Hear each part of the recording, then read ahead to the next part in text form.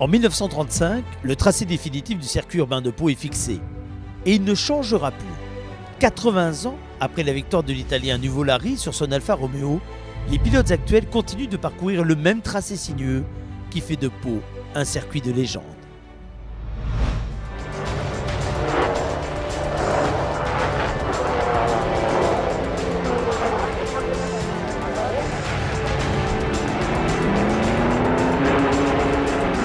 Le champion Nuvolari est gagnant en 2 heures 38 minutes 19 secondes 4/5 à la moyenne horaire de 83 km 964.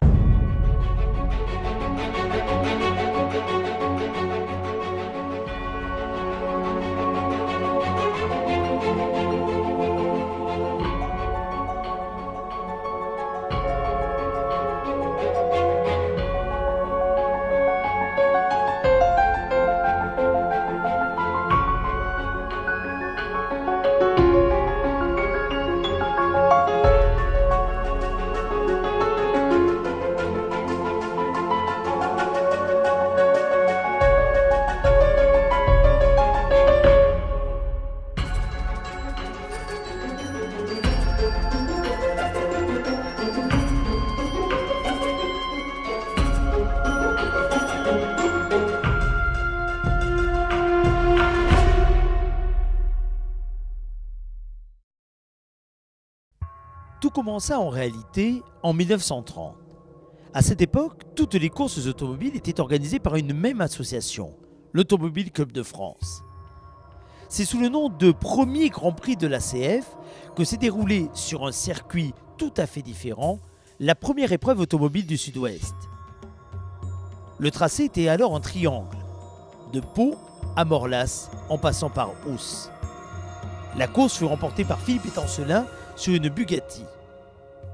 Après un premier succès aussi éclatant que lourd financièrement, le club puis l'association sportive ACBB se battent pour maintenir, malgré bien des péripéties et des difficultés, un Grand Prix automobile à Pau.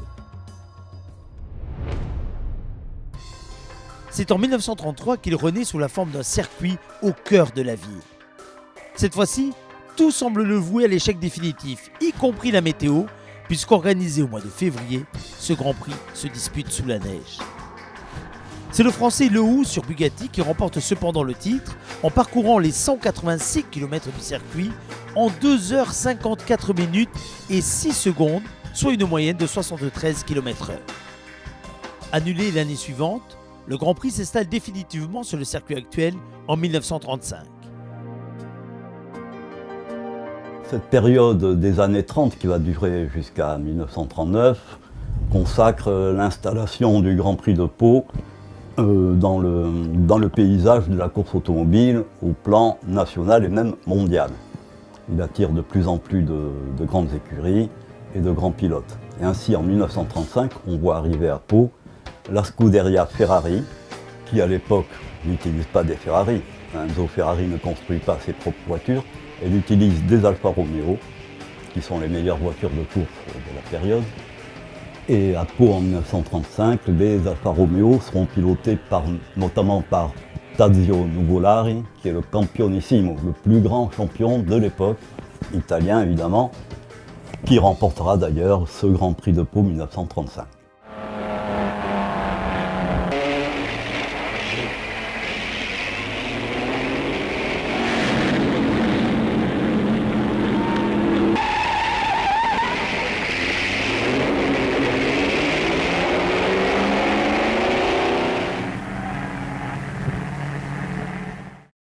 De 1936 à 1939, le Grand Prix de Pau s'installe peu à peu dans le succès, avec un record d'affluence en 1938.